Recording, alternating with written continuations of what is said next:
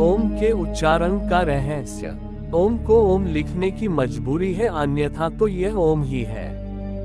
अब आप ही सोचे इसे कैसे उच्चारित करें। ओम का यह चिन्ह ओम अद्भुत है। यह संपूर्ण ब्रह्मांड का प्रतीक है। बहुत सी आकाश गंगाएं इसी तरह फैली हुई है। ब्रह्म का अर्थ होता है विस्तार, फैलाव और फैलना।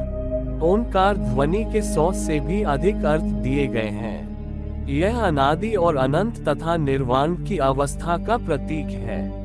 आइंस्टाइन भी यही कह कर गए हैं कि ब्रह्मांड फैल रहा है। आइंस्टाइन से पूर्व भगवान महावीर ने कहा था।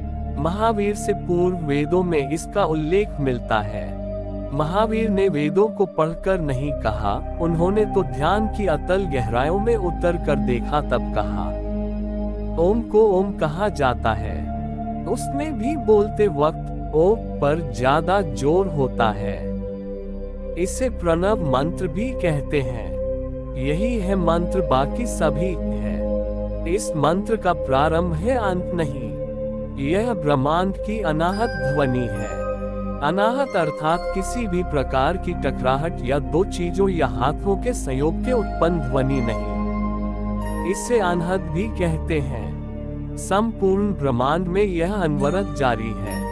तपस्वी और ध्यानियों ने जब ध्यान की गहरी अवस्था में सुना कि कोई एक ऐसी ध्वनि है जो लगातार सुनाई देती रहती है, शरीर के भीतर भी और बाहर भी, हर कहीं वही ध्वनि निरंतर जारी है और उसे सुनते रहने से मन और आत्मा शांति महसूस करती है, तो उन्होंने उस ध्वनि को नाम दिया हो। साधारण मनुष्य उस ध्वनि को सुन नहीं सकता, लेकिन जो भी ओम का उच्चारण करता रहता है उसके आसपास सकारात्मक ऊर्जा का विकास होने लगता है। फिर भी उस ध्वनि को सुनने के लिए तो पूर्णतः मौन और ध्यान में होना जरूरी है। जो भी उस ध्वनि को सुनने लगता है वो परमात्मा से सीधा जुड़ने लगता है। परमात्मा से जुड़ने का साधारण तरीका है ओम का उच्चारण करते रहना। त्रिदेव और त्रिलोक्य का प्रतीक ओम शब्द 3 ध्वनियों से बना हुआ है। अ, उ, म। इन तीनों ध्वनियों का अर्थ उपनिषद में भी आता है। यह ब्रह्मा, विष्णु और महेश का प्रतीक भी है और यह भू लोक और स्वर्ग लोक का प्रतीक है। बीमारी दूर भगाए। तंत्र योग में एकाक्षर मंत्रों का भी विशेष महत्व है।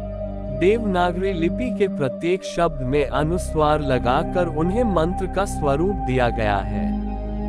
उदाहरण के तौर पर कम, खम, गम, घ आदि। इसी तरह श्रीं, क्लीं, ह्रीं, हूं, फट आदि भी एकाक्षरी मंत्रों में गिने जाते हैं। सभी मंत्रों का उच्चारण जीभ, होंठ, तालु, दांत, कंठ और फेफड़ों से निकलने वाली वायु के सम्मिलित प्रभाव से संभव होता है। इससे निकलने वाली ध्वनि शरीर के सभी चक्रों और हार्मोन स्राव करने वाली ग्रंथियों से टकराती है। इन ग्रंथियों के स्राव को नियंत्रित करके बीमारियों को दूर भगाया जा सकता है।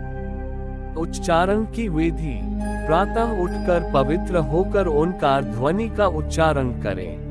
ओम का उच्चारण पद्मासन, अर्ध पद्मासन, सुखासन, वज्रासन में बैठकर कर सकते हैं। इसका उच्चारण 5, 7, 10, 21 बार अपने समयानुसार कर सकते हैं। ओम जोर से बोल सकते हैं, धीरे धीरे बोल सकते हैं। ओम जप माला से भी कर सकते हैं। इसके लाभ। इससे शरीर और मन को एकाग्र करने में मदद मिलेगी। दिल की धड़कन और रक्त संचार व्यवस्थित होगा। इससे मानसिक बीमारियां दूर होती हैं। काम करने की शक्ति बढ़ जाती है। इसका उच्चारण करने वाला और इसे सुनने वाला दोनों ही लाभान्वित होते हैं। इसके उच्चारण में पवित्रता का ध्यान रखा जाता है। शरीर में आवेगों का उतार चढ़ाव। प्रिय या अप्रिय शब्दों की ध्वनि से श्रोता और वक्ता दोनों हर्ष, विषाद, क्रोध, घृणा, भय तथा कामेच्छा के आवेगों को महसूस करते हैं। अप्रिय शब्दों से निकलने वाली ध्वनि से मस्तिष्क में उत्पन्न काम, क्रोध, मोह, भय, लोभ आदि की भावना से दिल की धड़कन तेज हो जाती है, जिससे रक्त में टॉक्सिक पदार्थ पैदा होने लगते हैं। इसी तरह प्रिय और मंगलमय शब्दों की ध्वनि मस्तिष्क, हृदय और रक्त पर अमृत की तरह आह्लादकारी रसायन की वर्षा करती है।